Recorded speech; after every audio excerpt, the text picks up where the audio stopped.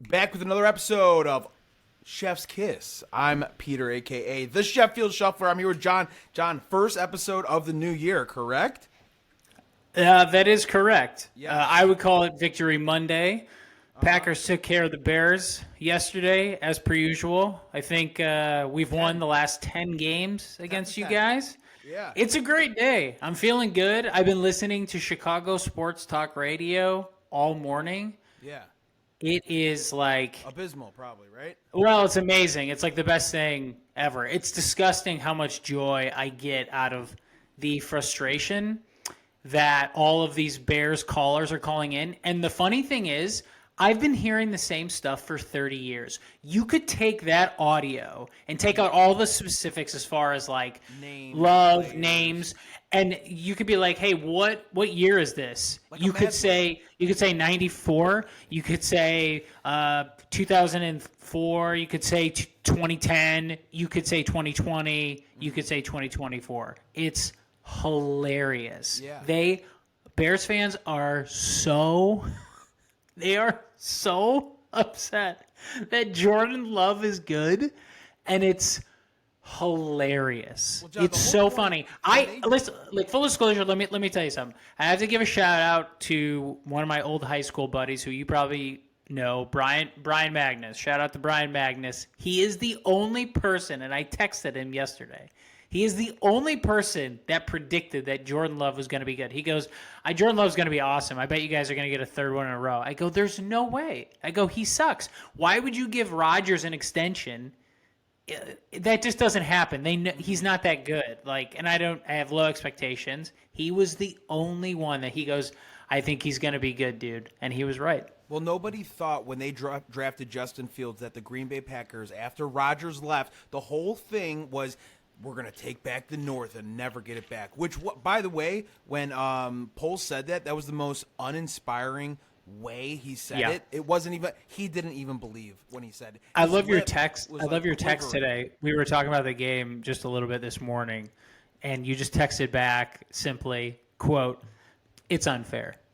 It's unfair because nobody thought, okay, the Jordan Love was going to be better than Justin Fields, right? That was never a part of the plan. It was never part of the plan that he was going to be that good. So it's just an unfair thing where it's like, it's the same thing over and over again. And I'm sure that the talk radio was talking about Justin Fields the whole time. Yes, and Eberflus and Hallis Hall and all of that stuff and the late hit. And then they were so angry they were complaining about the broadcast. They like Romo and Nance and how that sucked, and they were just so angry. It was the best. It was the best. It was hilarious.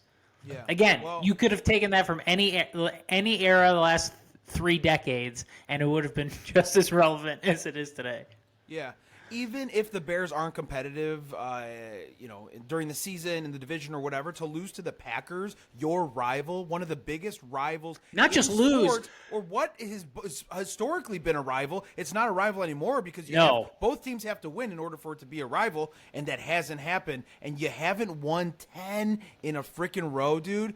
That's a problem, big problem. Big problem. So we'll get into it. I have a lot of thoughts about the game. So obviously listening to Sports Talk Radio was hilarious. But Packers won 17-9. Frankly, I didn't think it was that close. The Bears got literally every single call imaginable except for the late hit on Fields, which I'm not sure was a late hit, even though Chicago was freaking out about it. Like even Gene Steratore or whatever the referee consultant on the broadcast said, if he already committed, it's not a late hit, and he led with his shoulder. But every other call, like the Bears got, and they still couldn't win. As far as the assessment of Fields goes, it's one game, so you can't assess his performance with one game. But I think watching him and then watching Jordan Love, you really saw it. And I'm not just talking about Love's ability, his touch, his ability to throw on the run, to find guys. But I think the Packers were 7 for 10 on third down, and almost all of those third downs, Like I've rewatched the highlights. I've rewatched the tape.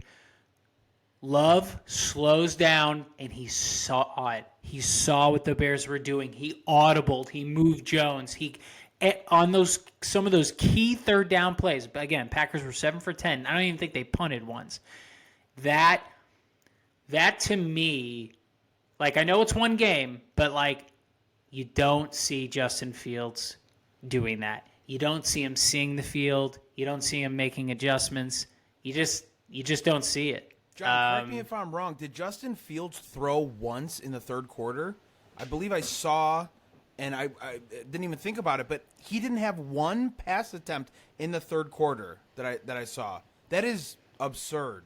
There's so many problems with the Bears. So Wayne Larrivee is the voice of the Packers, and he came on earlier this week, and he basically dug into the numbers, and the Bears' rush defense is number 1 in the NFL. They're unbelievable against the run. And he crunched the numbers, and he went back, of course, to the 85 Bears, where I believe the 85 Bears gave up 3.4 yards a carry, and this team, the 2024 Bears defense, gives up 3.6 or 7.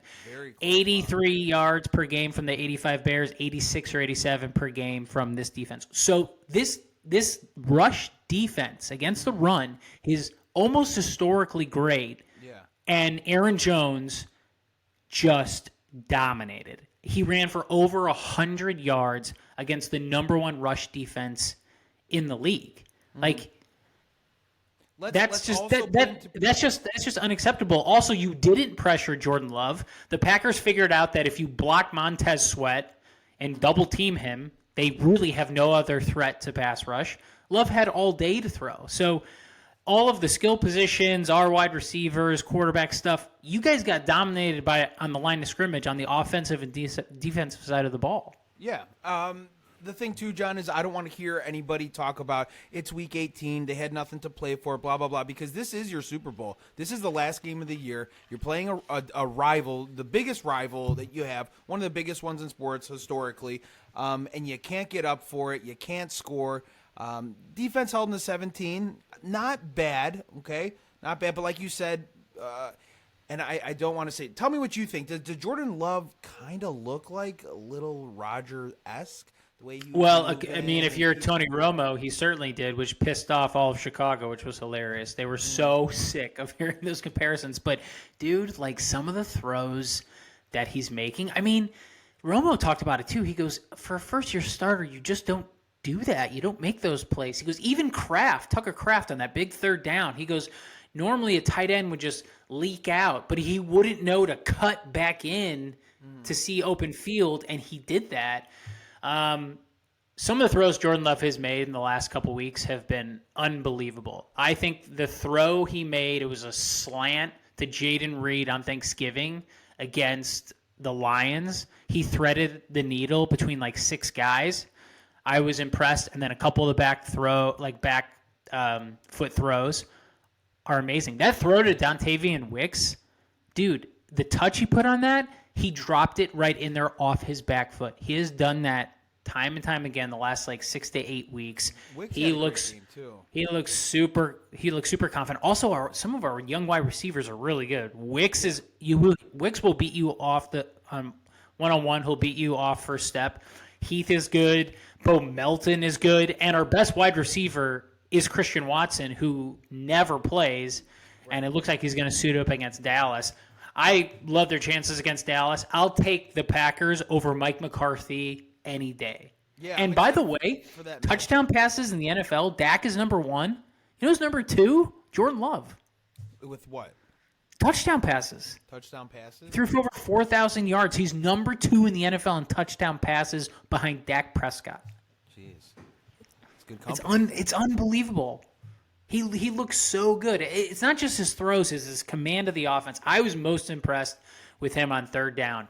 When he saw what the Bears were doing, when they were going to blitz, he audibled. That's what Rodgers was so great at doing. It's what Peyton Manning, obviously Tom Brady is great, is seeing a bad matchup and audibling out of a bad play into a good play. And he did that time and time again, and he did it on key third downs. The Packers pretty much did whatever they wanted on offense. And I just think, it's one game and you can't assess one sample size. It's such a small sample size. But when you saw Fields and then you saw Jordan Love, Fields has so much more game experience than Jordan Love. I know he's sat, but Fields has so many more reps. You can really see, there's a couple things you can't teach. You can't teach accuracy, and you can't teach some of the intangibles which are between the ears. And Jordan Love was able to read those defenses. Matt LaFleur, give him a ton of credit for calling a good game. My issue here is I've said that Bears should keep Fields. They should keep him. Okay, so let's get there. I'm going to ask you. I'm going to ask you as a Bear fan. So I got questions for you. So now we're talking Bears. Where are you right now as a Bear fan? How do you feel? Where are you at? Is it just same thing all over again? Yeah, it's. I think we talked about it in previous episodes, like an abusive relationship, right? Yeah. That you keep going back to. You keep getting hit in the head. Oh, baby, I'm so sorry. Like I'll never do that again. Whack. 2 weeks later, it's the same thing. Like you are an idiot if you think anything is going to change. So. It's like numb. 10 in a row, John. 10 in a row you lost to the Packers. Why would I get excited? It's like you almost get excited. You're like, oh, this is the one. This is where Fields is going to solidify himself, and he's going to beat the Packers in Lambeau, and everyone's going to rally around him and be like, that's our guy. That was the last stand, and it didn't happen. So you build this stuff up in your head, and it never comes to fruition. Romo talked about that too. Remember, was that pass? I can't remember who was the receiver. Might have been DJ Moore. I can't remember. But Fields, one of our DBs got beat, and it was in the right corner of the end zone. And Romo was like, this guy beat the Bears wide receiver beat the Packers DB. Why would Fields throw a line drive? Liner right at, and our guy actually almost intercepted it. He goes, you got to put touch on that. He goes, that's just a weird decision by Fields. He's beat. He's in the end zone. Just float it over his head. Why are you throwing a laser when that guy was right there? I mean, we almost picked it off.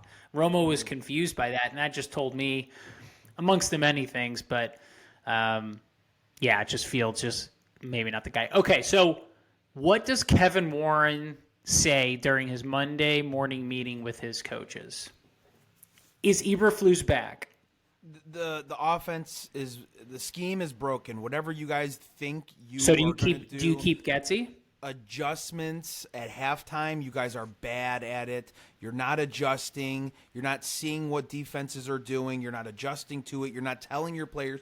You're not putting them in the correct positions. LaFleur is really good in second half at adjustments. Right. He's really good. And not just this game. It's just all season. There's I don't know. I don't know why you would bring back this group of guys. Why would you bring the same shit show back?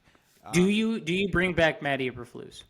I wouldn't. No, nothing. It looks like they're going to. It looks like they're going to. Right.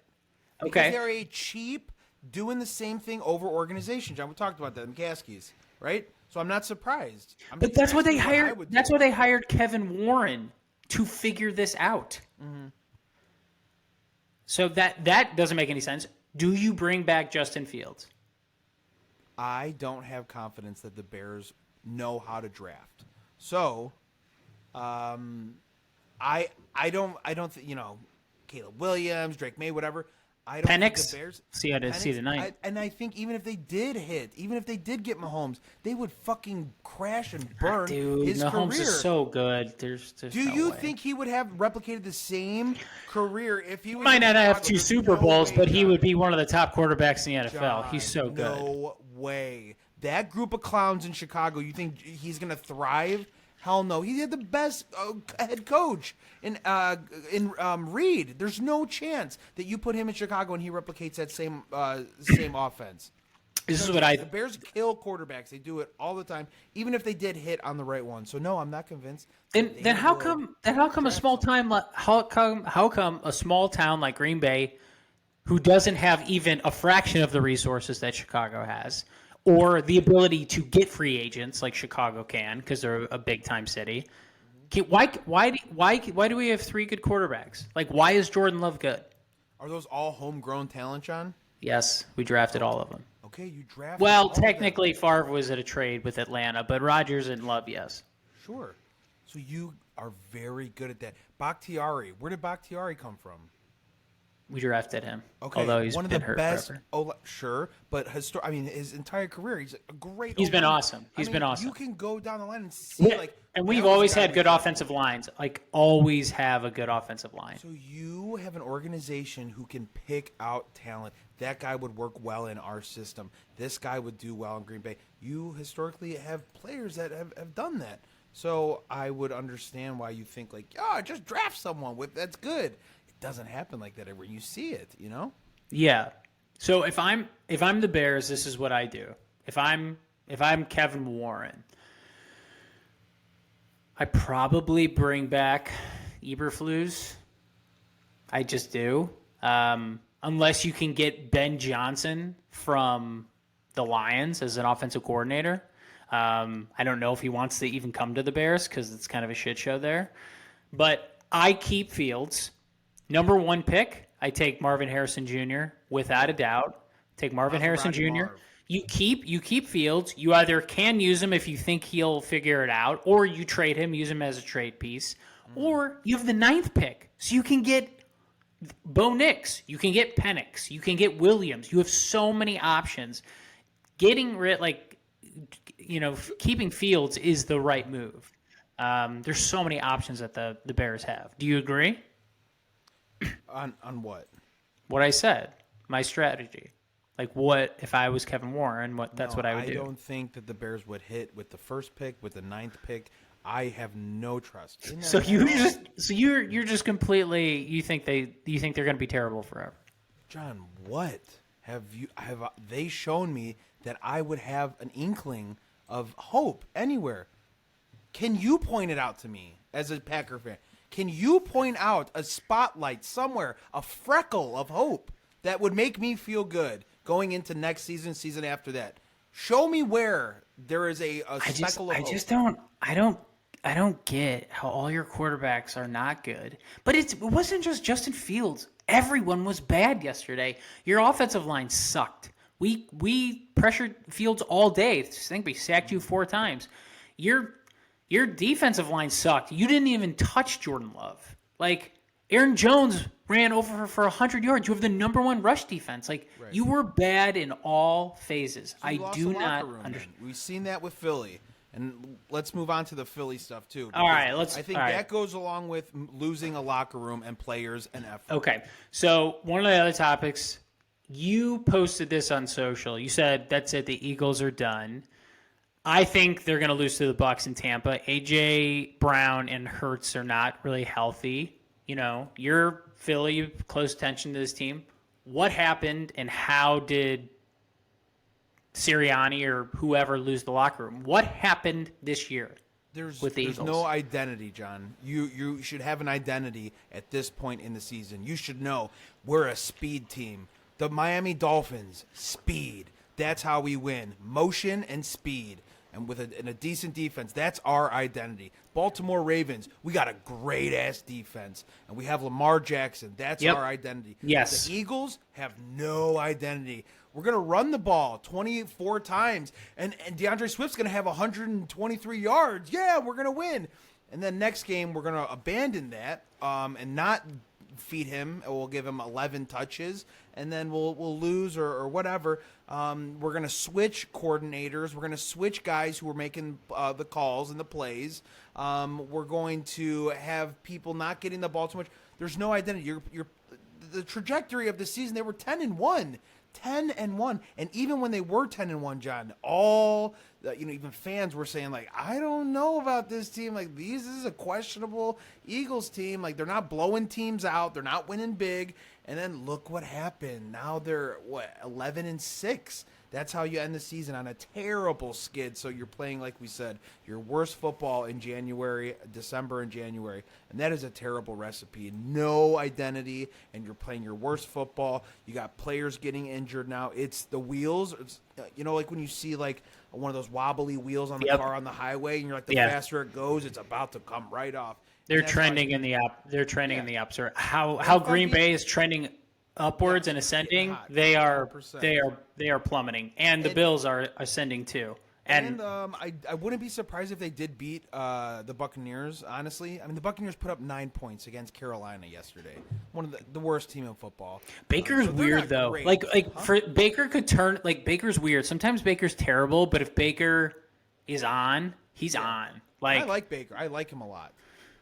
But I don't mind. I don't mind Baker. He torched us. I mean, but we don't have a great defense at all. Sure. But he torched us. Like, he was Eagles, on fire. The thing that's really disappointing, John, is like you look at this lineup top to bottom on the roster, and you're like, man, this team is good, right? Like on paper, you guys look great. Right. Execution not there.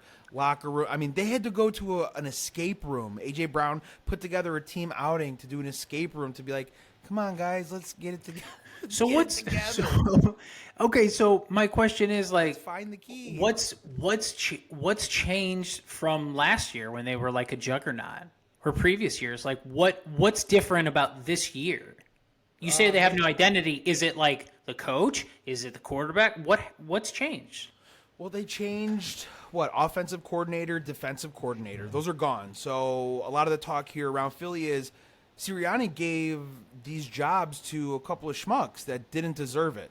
And that's a pretty good argument if you're looking at, how, like you said, from last year to this year. So new coordinators that might not be qualified to operate this offense and defense.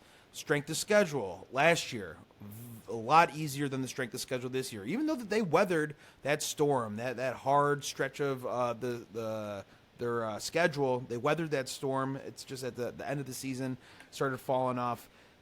You look at leaders like Kelsey. Kelsey's old, man. I mean, I think he's my age, 35, and I'm not saying he's washed or anything, but you take a look at Lane Fletcher Johnson Cox is getting up there. Fletcher Cox. I mean, every year it's another wear and tear. The effort, the motor. You're not getting. Jordan Davis was supposed to be awesome.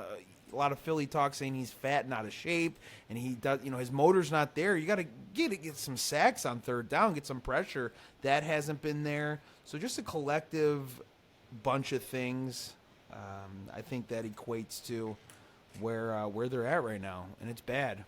And you know what's funny is and as much as I root for them and I'm happy for them and stuff, as an outsider of people that hate Philly and the Eagles and stuff, like how much are they enjoying after? Remember when Sirianni, I don't hear you talking shit now. Right after the Chiefs game, like bro, here is 15 slices of humble pie. Yeah, stuff it down your throat, right? And even there are Eagles fans that are like, dude, Sirianni sucks, dude. Like he's so unlikable. Even as like your team's head coach, like he's an unlikable guy, and he's Italian. And I'm just like, dude, come on, you could like really you should be really lovable. But that kind of shit that you see is like, yeah, fuck this guy. Like you should have some humble pie. You're obnoxious. You're closer to the situation than I am. I didn't know he was unlikable. Yeah, there's a lot of fans are you keep it because you're like you're a fan of the team, you want them to win and succeed and everything, but you'll overlook a lot of things if he wins. Right. Exactly. Yeah. But the second you stop winning, you're like, this guy's kind of an asshole. Yeah. That's why thank God Nick Saban is successful in college football, because I've heard he's horrible. There was a friend of a friend who worked in the compliance office at Alabama, and he's like God. He like walks on water there, but I guess he's just a prick. I guess he's that's why horrible. I guess he's horrible for. to work with and play for. Yeah, but he wins, so they're like, you can do whatever you want. Okay. I wanted to touch base about this because you played a great clip from one of my favorite movies, Varsity Blues. So at the end of the Saints-Falcons game, the Falcons coach was complaining that the Saints were running up the score, which later Jameis Winston basically said, yeah, we all decided that we were going to score. It was a team decision. Yeah, it was yeah, that was hilarious. It was such an awkward interview. Yeah. He goes, what do you think? I'm like, I was like, Jameis, you're being weird. This reporter's being weird. Yeah. All right, so who do you disagree with? Right. Like, whoever made the call. So the team. Right. That's a pretty good impression, actually. It's exactly this morning. it's exactly what he sounds like. Respectfully. That's exactly what he sounds like. That's pretty good because I just watched that. They just played the interview. So Arthur's who's the head coach of the Falcons, or formerly Arthur Smith, right? Yes. Okay, so he just got fired today along with Ron Rivera from the Commanders. But do you think running up the score is bad form? Or do you think forget it? Division rival, pedal to the metal, and shove it down their throats. I don't think there was an issue. The issue is that they lined up in the victory formation, and then he ran the ball. That was the issue. Yes, right? And I'm with you on that. I think that's a little sketchy. 100%. Yes. And as an outsider, it's hilarious because we're not playing. But what you're doing is you are waving the white flag. Because now you're risking injury to linemen. Right. Then you're letting their guard down, and then you come out and shoot, and it's just like you just got a free smack in the mouth on me. I'm with you on that. Smack me in the mouth. That's Bush League. I completely cheering yeah. I would be pissed off too if I was on the other team. I completely agree. Yes. What you should have done if you wanted to audible, say we're lining up in the I formation, line it up and give him the ball as opposed to the victory formation. So that was the issue. And Shannon Sharp today was talking about it. He's just like, I would let him go. I would let Jameis Winston go today because that is just he went rogue. He was just like, I'm changing the play and we're doing it out of a victory formation. Which is so Jameis Winston, who is erratic and dumb. He's both. It is so on brand for him to do that. And then of course to explain it the way he did. What a moron. Okay, let's go through wildcard weekend picks. We'll start with Saturday. Browns at Texans. I got the Texans at home. I like C.J. Stroud. I like Nico Collins. I really liked what I saw. I think that team's got juice. Well. They played so well. You got Flacco, Browns. If it was in Cleveland, I might feel differently, but I'm taking the Texans. What about you? Yeah, I'm going to take the Browns on that one. Interesting. For the defense and a rookie quarterback. C.J. Stroud has played awesome all season long. He's played great. I think there's just something about Joe Flacco, the way he's playing. I mean, there's such an ease behind how he's playing. Well, they believe in him. That whole team is. Yes. That's another. I've seen the memes. You've seen the pictures. Terrell Suggs, Ray Lewis, Ed Reed. They were like, this is who Joe Flacco would practice against. So these guys, this is nothing. Remember when he was sleeping on the sideline last week? Yeah. They're like, this is who he'd practice against. Joe Flacco has seen greatness. He knows what defense is, how they of course. He won a Super Bowl experience. He's not going to get overwhelmed by the situation. There's one attribute about a quarterback that I think is really important, and you touched on it earlier, not with quarterbacks, but likability. If your team likes your quarterback, they will play harder for you. I think that's one of Brady's superpowers. His teammates loved him. So not only did he elevate the offense, the defense played hard for him. They're like, let's get a stop because if we give him the ball, he's going to give us the best chance to win. And I don't think Aaron Rodgers had that. I don't think all of his teammates liked him. That's been well documented. I mean, considering what the shit he's saying now, I mean, God, I cannot defend him anymore. Yeah. He has gone off the rails. And then he just said something about the Jets BS in 2024. That dude is ruining his legacy. Shut up. Get off social media. Stop talking about Pat McAfee. You are one of the greatest quarterbacks of all time, but your legacy is going to be greatly tarnished if you don't shut the fuck up. Be quiet. Another attribute I think that is important too, John, is expectations. How low are expectations? Do you think people, Joe Flacco has seen greatness. He's done great things, but they like him. They like Joe Flacco. You see the defense. You see the offense. That whole team is rallying around him. They want him. I think Garoppolo had that. I think his teammates loved him, and I think that's one of the reasons he won a lot of games. Likability is really important as a quarterback. They brought him in during the middle of the season. He wasn't the first choice. He wasn't the second choice. No way. The Jets didn't call him up, even though he was in that building when he could have backed up Rodgers. He's been looked over. So the ease, the freeness that you have when your expectations, it's not like we drafted you number one.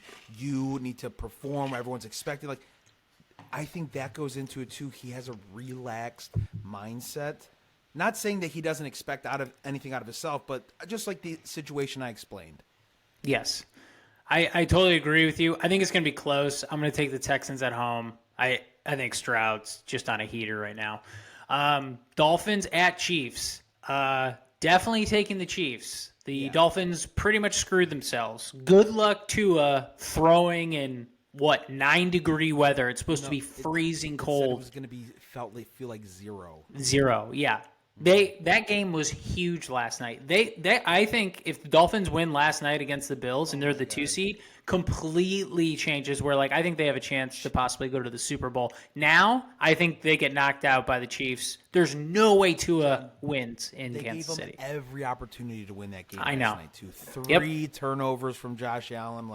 Dude, who has 3 turnovers and still wins that game? Bad turnovers too. I'm like, what are you doing, dude?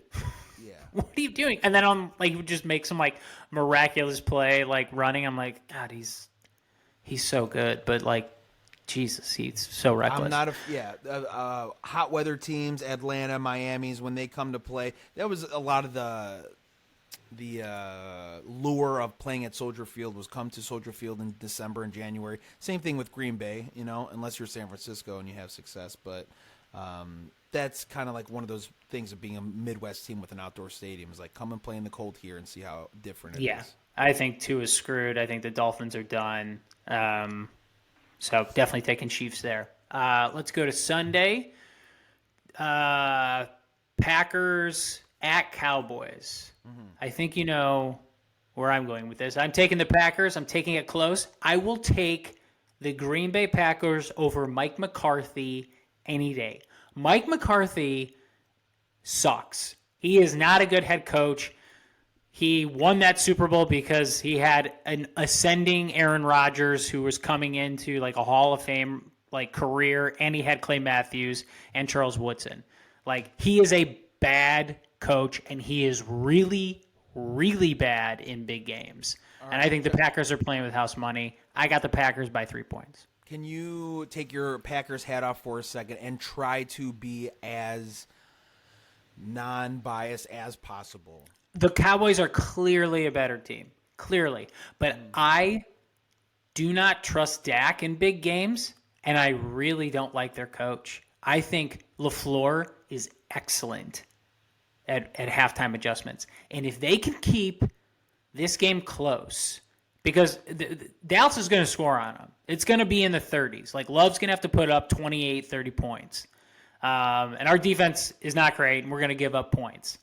But if we can not get blown out in the first half, keep it close, I don't trust McCarthy in big games, and I don't trust Dak. I don't. We've won so many times in Dallas.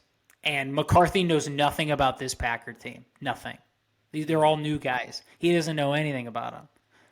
I think the Packers are outclassed in this one, and I'll take the Cowboys in. Yeah, that's fine. Most people are. 42 points. Yeah, people are taking them by a touchdown, but I'm taking the Packers. Packers will have to keep up. You have to keep up scoring. That's going. And I think they can if you're able to. Right. Yeah, I think the biggest thing is Love is going to have to get rid of the ball quick. Parsons, the defense is no joke. I don't think we're going to be able to run the ball. I think that's going to be an issue. Aaron Jones isn't Hopefully but Aaron Jones looks unbelievable.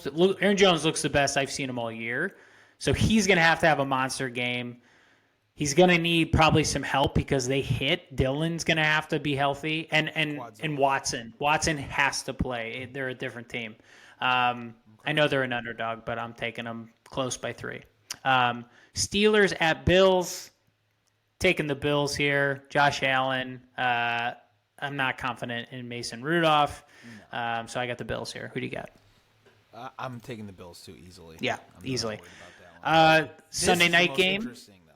Sunday night game. Rams at Lions. So the trade to Jared Goff for Matthew Stafford. Stafford wins the Super Bowl. It's in Detroit.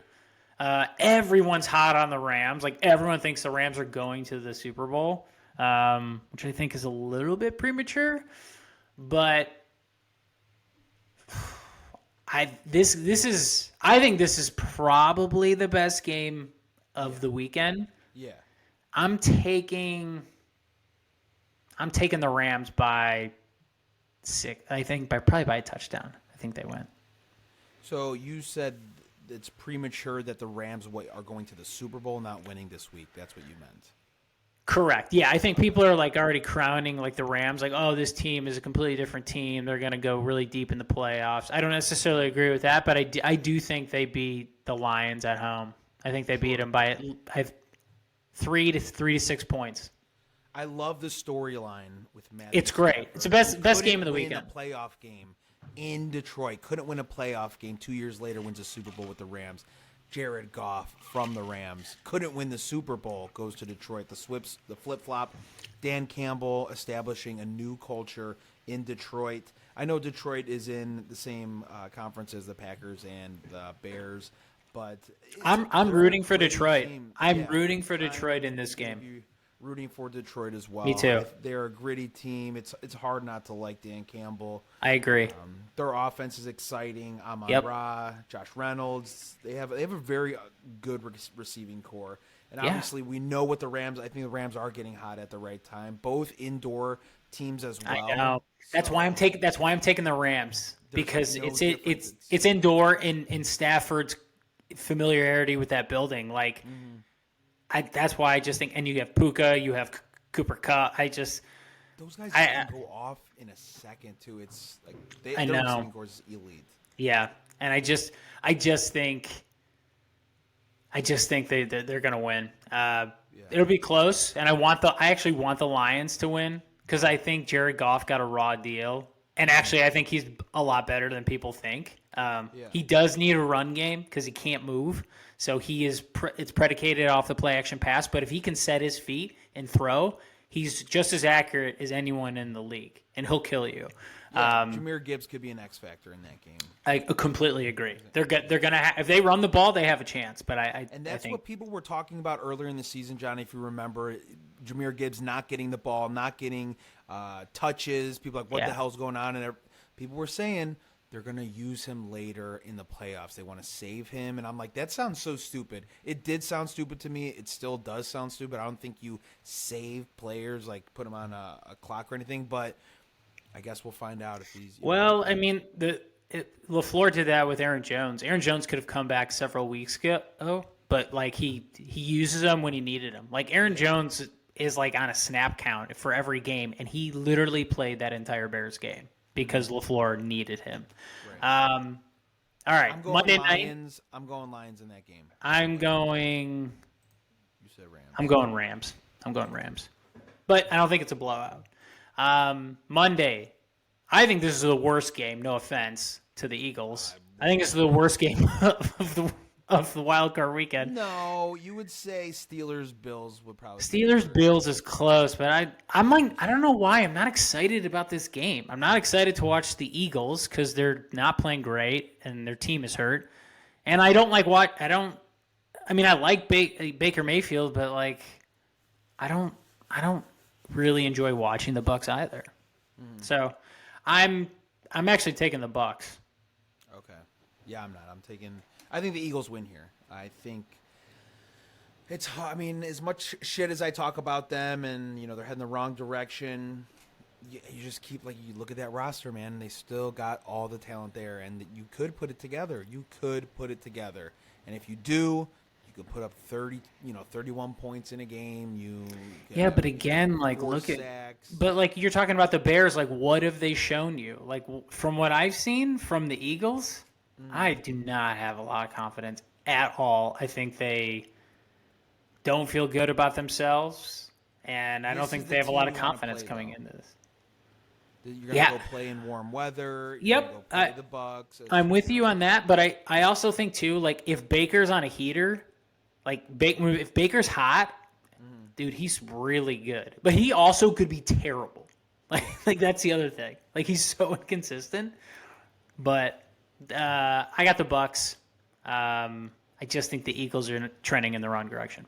I think the Eagles win this game next round. Have we disagreed on every game?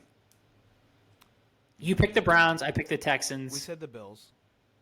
We agree on the Bills and we agree on the Chiefs, but we differ on everything else. You got the Cowboys, I got Packers. I have the Rams, you have the Lions, you got the Eagles, correct. I got the Bucs. That's how good TV goes, baby. All right, last but not least, NCAA National Championship tonight. Michigan versus Washington. Who do you got? Michigan. I have Washington. Do you really?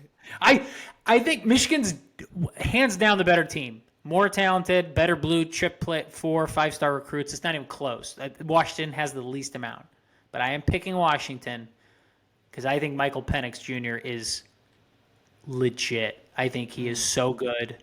I think he's so accurate. He's got such a quick release. And the other thing, which he hasn't shown yet, is that dude can run. He started at Indiana as like strictly a runner, and he got injured so many times that he just became a pocket passer just to kind of preserve himself. That dude can still move. He hasn't shown that aspect of his game yet. I think he shows it tonight. Normally I would worry that Washington would not be able to stop the run of Michigan, but they did it against really elite players at Texas. So I'm picking Washington solely because I think their quarterback is that good, and I think their receivers are better. Yeah, I don't think Penix runs tonight. We saw what Michigan did against a very good Alabama team. I don't think that this is the defense that you're going to flex on. But I think he runs. I think he runs to throw. I don't think he runs to run. Okay. You know what I mean? Like he'll run, because he's such a threat to throw and he's got such a quick release. I think he'll pick his spots, but I think it'll be because of his legs. It'll open up other opportunities. I think if the scoring gets into the 30s, I think Washington has the edge. Washington is going to have to put up at least 4 touchdowns to win this game. That's where I think Washington would have the edge if the scoring gets up in the 30s. I agree. If it is more of a hard-nosed defensive battle, I'm with you on that. Yep. If Michigan can run against Washington, it's over. Like if I see that in the first half, I'll text you. I'll be like, I was wrong. Like can't do it. But from what I saw with Texas, I think Penix is so good. I think he's just really, really elite passer. But if Michigan can run against them and keep Penix off the field, it's over. Michigan's got it. Yeah. Last but not least, I want to talk to you a little bit about your new media venture. So you are the reporter for the lacrosse team in Philly, right? You want to talk a little bit about that? Yeah, Sheffield Shuffler officially a part of the media now. So show your badge. Show them your credentials. Give the people what they want. It's not counterfeit. It's real. Did they make you skinnier in that photo? Did they shave a little bit off? No. If anything, your cheeks are super chubs. I look like I'm holding in a shit. But yeah, man, I'm actually really proud of myself. That's awesome. And everything. I don't work for a big company that, kind of hooks it up and is like, oh, we'll do this. Like I created Sheffield Shuffler brand. I'm doing everything myself and, just keep, compounding interest, brick by brick kind of mentality and, trying to make connections and stuff like that. And now this is the first professional team Like I understand it's lacrosse and it's not like the biggest, attraction. Dude, it's a huge accomplishment. It's awesome. It is a professional team. When you're building something from nothing and you get that, you like earn a credential based off of like solely you. Like you don't have, yes, I'm a co-host of this podcast, but you do everything else. And you earned a media credential through that. That's exactly that's awesome. So it was very cool. Like I felt very cool. It says media on it, just to see it and like my company, my brand that I created. You're like, I did that. Yeah. So if you want to be, a rocket scientist, or a pilot, like you don't just hop in the plane. Like you do a lot of simulations, reps, man, hundreds of like a lot of reps. So. Yeah, so I'm very happy for that. So it's really cool. I get to have, a really cool experience. I go through the media entrance. I have access to the stadium. I go up to the media. We sit there. I take notes for the game. I'll write an article, make videos and stuff like that. So, yeah, it's a really cool experience. Maybe next year I'll, get the Flyers. Maybe I'll cover the Flyers next season. I'm talking to all the girls that are – it's all about the hands you shake, John.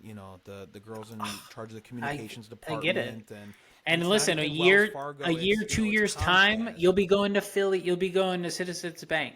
You'll be going to Phillies games and Lincoln Financial. It'll be awesome. That's the goal is Citizens Bank. If I get a credential for Citizens Bank Park and I can go to work at Citizens Bank Park every day, my God, John. I mean, what a life, dude. 1 o'clock. I leave. I get. That's your job, going to the ballpark all day, dude. That's like our dream. Yeah, and I work from my phone, so I could do stuff from my phone for work, and then of course. I can, cover the game and press game conferences and stuff, all that stuff. So that brings me to my next thing I want to talk to you, and I don't know if this is a good thing or a bad thing. So John Boy Media, they tweeted out the other day, they're hiring creators. We're looking for creators. That's awesome. Here's we'll see. Here's a link, so you can sign up or whatever. So I do that, right? I put all my stuff in there, blah, blah, blah. And then I send my most recent video to John Boy, Jimmy O'Brien. Would you just DM him on Twitter? On Instagram. Because I've done it before and I've seen that he's seen it. Okay. So I sent him my video. It's almost at a million views. It's like at 850,000 views. That's on awesome. Instagram. So fucking crushing in the last 2 days. And I'm like, still haven't heard from you for an interview yet, Jimmy. Can't wait to blah, blah, blah. I was like, I filled out the stuff, and I saw that he saw it, right? It says seen 8 minutes ago, whatever. So you're like waiting for a reply. No response, right? And I don't know if it's like a good mentality or a bad, John, but I'm always like, if you're not for me, you're against me. So now you're like, unfollow John Boy. I don't give a shit about these recaps anymore. I'm still giving it a grace period. I'm still, I'm still waiting. But like, have you unfollowed any John Boy or John Boy Media social accounts? Be honest. No. If there is no response, will that happen potentially in the future? No, because I like the content they put out. They're great. Yeah, I follow all of their too. They're awesome. Yeah, but. And it would be so cool to like work with them. I followed their whole thing when they got like that house in Arizona and we're doing all that content stuff. I was like, God, man, I would love to do that. It's like our dream. So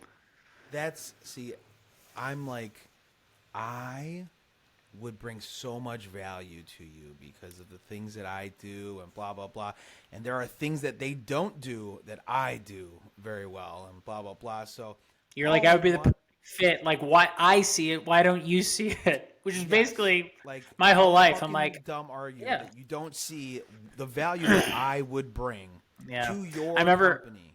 I remember listening to an interview with John Mulaney, who's a very famous stand-up comedian. He's one of my favorites, and he had talked about before he was famous.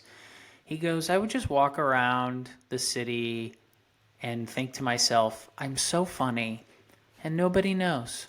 And it's so sad. And I feel like that too. I'm like, I have so much to offer. I've done all these things, and I wrote a book. I've done podcasts. Like I've written articles. Blah blah. Blah. It's like I'm so awesome, and nobody knows or cares. And it fucking kills me, man. It drives me crazy. I'm like, what else do I have to do? But I keep a mental list of people, brands, things like that. So when you get famous, you're just gonna go after him? Well, it's almost like you're too fucking dumb to see my talent and my skill, so fuck you. I don't. So maybe what we do is, since you're Mr. Big Time Sheffield Shuffler media credential guy, maybe you get a house in Scottsdale, whatever, this spring, and then I come out and we just do a bunch of content. I work in the social media industry. I know how to edit video. I'm good on camera. Blah blah blah. We could do it. So just rent a little place and we'll create some content for Sheffield Shuffler. I'm totally down. Be a great excuse to tell my wife, hey, I'm going to Scottsdale for a week to do spring training content. I've been doing that, and I've been succeeding, but, like, the eyes from these companies, like, I don't know why you wouldn't be like, holy shit, this kid's he's got a lot of good videos. Let's bring him on board. Pay him $130K. Like, yeah, fucking let's do that, dude. Yeah. So that was just a side note. I'll keep you updated on if they do end up emailing me or not. But if they don't, John, you're on the shit list, just so you know. And we will get a house next door to them, and we'll cut the power. And we'll live stream it and maybe fight them. Maybe fight them. Get us some fireworks, a couple cherry bombs in their toilets, shaving cream, stuff like that. Classic stuff. Yeah. I did want to ask you one question. I don't know a ton about lacrosse. Has there been anything like interesting or new that you learned about lacrosse that you didn't know before? Bro, it is they bump music the entire time. Like just over the stereo? Let the bodies hit. Like open stereo during the game. Like during the game? During the game. That's cool. It's a loud speaker. Like you think like, in between innings or between plays. Right. Like when a pitch comes, you cut the organ. No, they're just pumping music. They have a party zone like right behind the glass. That's People sick, drinking. dude. They have games. Like it's a growing sport. It's not very huge. That's awesome. They're trying to accommodate. It might be like the next F1 and you're on the ground floor. It's a very fun environment, man. Like I can see why people like, especially if you grew up playing. Like I played rugby, so I went to like rugby matches that like people didn't know about. So if you played lacrosse, it makes sense you would go to this stuff. It's a fun time. It's a lot of fun. That's awesome, dude. Yeah. Good for you, buddy. All right, brother. All right, bud. Real. Enjoy the national championship tonight. You too, man. Thanks for everyone for listening.